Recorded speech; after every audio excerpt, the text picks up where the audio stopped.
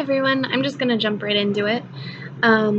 Looking at the first question, I think the thing that most surprised me about the first article or the first audio story about school nurses being mental health detectives, I think for me, I was most surprised that school nurses aren't already being utilized in this way.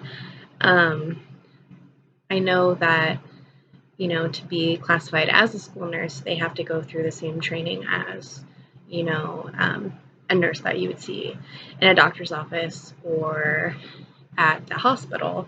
So thinking that their talents aren't being used to identify children with mental health risks was kind of surprising to me. I'm glad that it's like moving more in that direction. um, Also, the lack of nurses in schools. I know that I was in kind of a big school district growing up, and each school had their own school nurse. But I know now that that actually has gone away from that school district. My parents teach in that school district, and they have 3 traveling school nurses that share 12 different schools. And that's different age groups, like everything. So I guess it's kind of alarming that such a big job is being shared between so many people or so few people. It's just wild to me. I I agree that therapists and psychologists should stay therapists and psychologists, but teachers are a really great tool, and they can be first responders in kind of witnessing mental health issues in children. um, I think that schools definitely have a responsibility to assess the mental health of their students.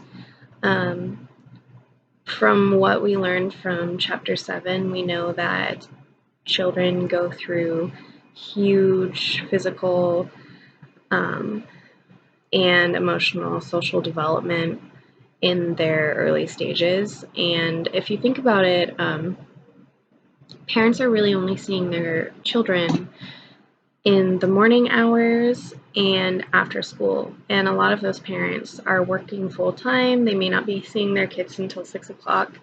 So their children are away from them from essentially 8 o'clock till 6 o'clock, a lot of parents.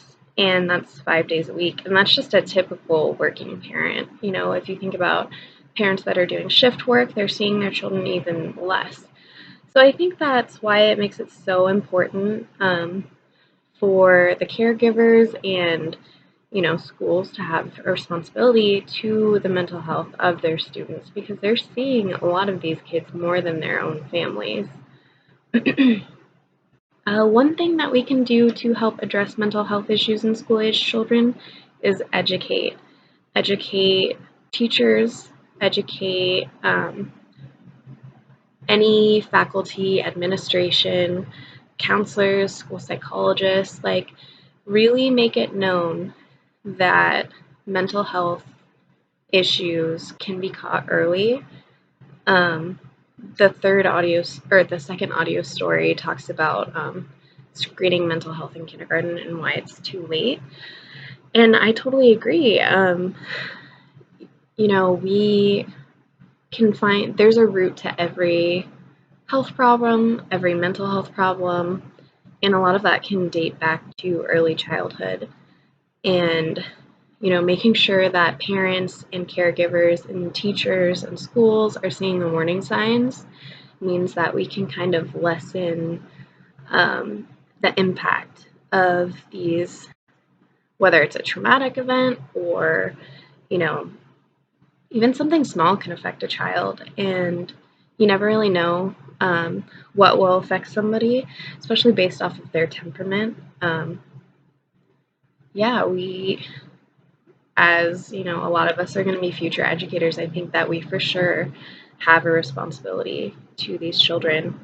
And classes like this, making sure that we are educating ourselves, yes, that's very important. But I also think that schools in particular have a responsibility to educate their faculty, you know.